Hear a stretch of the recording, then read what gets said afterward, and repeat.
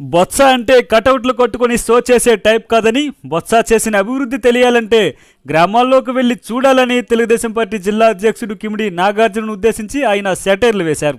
ఎన్నికల ముందు పగటి వేసగాళ్ల వలె పసుపు చొక్కాలేసుకుని గ్రామాల్లోకి వస్తారని వారిని నమ్మవద్దన్నారు. ప్రజల సొమ్ము ప్రజలకే పంచిపెడుతుంటే చూసి వారవలేకపోతున్నారని నారా లోకేష్ని ఉద్దేశించి బొత్స మాట్లాడారు. ఇప్పుడు అది చూద్దాం.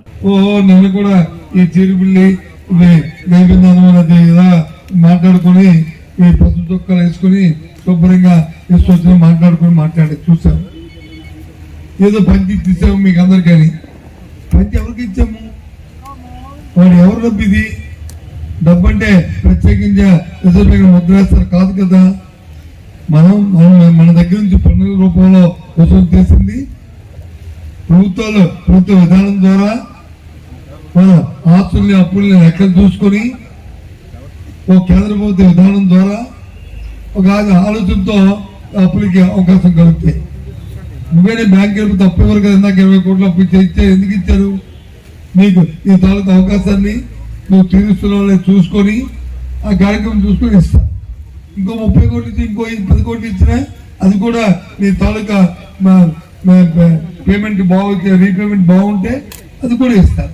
ఆ కార్యక్రమం చేస్తుంటే కానీ ఊరికే ఏదో దోచిపెట్టేశారు. నీ కొడుకు వచ్చి అమ్మోడిస్తే, నీ కూతురుకు అమ్మోడిస్తే తప్ప దోచిపెట్టినట్టుగా, లేదా మంచి భోజనం పెడితే దోచిపెట్టినట్టుగా, లేదా స్కూల్ బ్యాగ్ ఇస్తే దోచిపెట్టినట్టుగా, ఆ ముసలానికి వచ్చి దాని మీద పేరు పెన్షన్ ఇస్తే, వృద్ధాప్య పెన్షన్ ఇస్తే అది దోచిపెట్టినట్ట మీకు?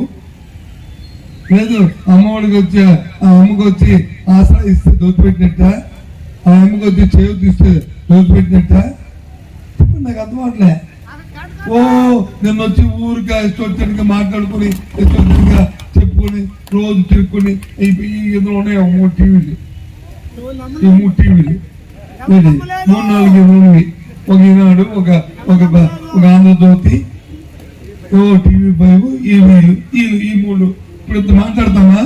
బయటకు వెళ్ళిన తర్వాత అమ్మమ్మ సత్వ గారు చూస్తే వీళ్ళందరూ పారిపోయారు, ఎవరు లేరు అని చెప్పి రాస్తారు.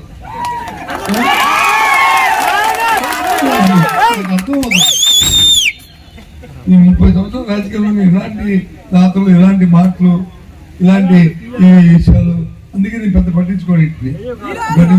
ఎందుకంటే ఎందుకు ఆలోచన చేయమని కోరుతున్నాను.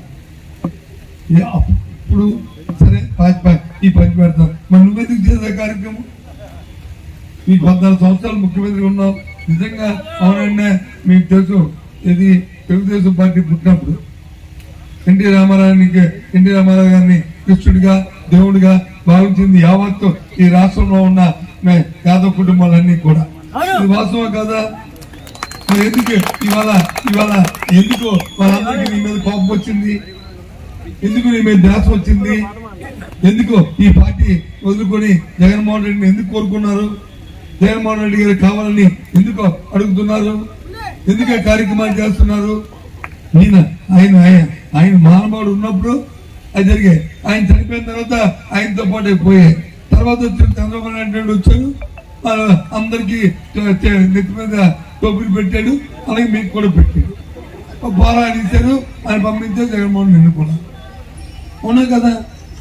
మీరు ఎన్నుకోబట్టి ఇలాంటి కార్యక్రమాలు. ఈ ఆలోచన ఎందుకు రాలేదు? ఎందుకు మీకు మధ్యవర్తి దళాలు లేకుండా పెన్షన్ లేదు? ఎందుకు జన్మభూమి కమిటీ పెట్టారు? ఎందుకు లంచగొచ్చుకోవద్దు పరిస్థితి మనకు వచ్చింది? మళ్ళీ తగ్గుతామా అంటే ఇవాళ వచ్చి పెద్ద మాటలు, పెద్ద కబుర్లు ఇవాళ చెప్తున్నారు. ఆలోచన చేయండి. మీరు కూడా మీ ఊరిలోకి వెళ్తున్నారు, మా నాయకులు మేము అందరం వస్తున్నాం. మా ఎప్పుడప్పుడు 10 రోజులకో, 20 రోజులకో, 5 రోజులకో, 2 రోజులకో మీ ఊరు వస్తున్నాం. మేము మాట్లాడుతున్నాం. మా భాషలు మీరు చూశారు కదా. ఈ దోషణలు కానీ, అసభ్యమైన మాటలు కానీ ఏమైనా మాట్లాడామా? మేమేం చేస్తామో చెప్తున్నాం, మేమేం చేదలుచుకున్నామో చెప్తున్నాం, చేసేది చెప్తున్నాం, చేసేది చెప్తున్నాం. అంతేగాని ఒక్కటే కబుర్లు ఏం చేయకంట, ఏం అనకంట ఊరుగా మాట్లాడుకొని. నిన్న ఎప్పుడు పేపర్లో చూశారు, సత్యబాబు గారు ఏం చేశారు ఈ నియోజకవర్గానికి అని అడుగుతారు. ఊర్లోకి వెళ్తే తెలుస్తుంది. ఊర్లోకి వెళ్ళకంటే రోడ్లు మీద చూసుకొని రోడ్ల మీద వచ్చి ఈ కటౌట్లు కట్టుకొని బొమ్మలు వేసుకొని తోక చూపెడితే ఏం తెలుస్తుంది పాపం వాళ్ళకి? ఊర్లోకి వెళ్తే ఆ ఊర్లో రోడ్డు ఎవడో వేస్తే తెలుస్తుంది, ఊర్లోకి వెళ్తే బడవడు కట్టాడు తెలుస్తుంది, ఊర్లోకి వెళ్తే ఆ గుడవడు కట్టాడు తెలుస్తుంది, ఊర్లోకి వెళ్తే ఆ లైట్లు ఎవడేసాడు తెలుస్తుంది, ఊర్లోకి వెళ్తే దానికి ఆ కొలాయిలు ఎవడేసాడు తెలుస్తుంది, ఊర్లోకి వెళ్తే ఊర్లోకి వెళ్ళకంట రోడ్ల మీద తిరుగుతుంటే ఏం తెలుస్తుంది చెప్పండి? ఊర్లోకి వెళ్ళమండి. ఊరికి వెళ్ళి అడిగితే ఏం చేశారో ఏం చేయదో ఏమో చెప్తారు. లేదు నియోజకవర్గం సంబంధించి నేను ఒక్కనే మంత్రి కాదు కదా, నేను ఒక్కనే ఎమ్మెల్యే. అంతకుముందు ఇక్కడ వచ్చి ఈ చిరుపులు ఏర్పడిన తర్వాత నాకంటే ముందు 4 ఎమ్మెల్యే చేశారు కదా, ఒకరిద్దరు కాదు కదా. చిరుపులు పేరు మీద చేసిన 4 ఉన్నారు కదా. నేను వాళ్ళు ఏం చేశారో ఏం చేయాలని అడగదు, అందరికంటే ఎక్కువ చేశానని చెప్తున్నా. వాళ్ళు ఏం చేశారో చెప్పండి. ఎలక్షన్లు వస్తే చాలు వేసవి వేసి వస్తారు కదా సంక్రాంతి పండక్కి, అలా తయారైపోయారు. కాబట్టి దయచేసి అవన్నీ మనకు అనవసరం. నేను మిమ్మల్ని అందరూ కోరుతున్నాను, మిమ్మల్ని అందరూ కూడా మీ కుటుంబాలు బాగుపడాలి. మీరు కూడా అందరిలాగే తలెత్తుకొని గ్రామాల్లో తిరగాలి. ఎక్కడో మీరు ఏది సొసైటీకి విమర్శించి ఇష్టమైన మనుషుల్లా కాకుండా గర్వంగా మీరు ఉండాలి.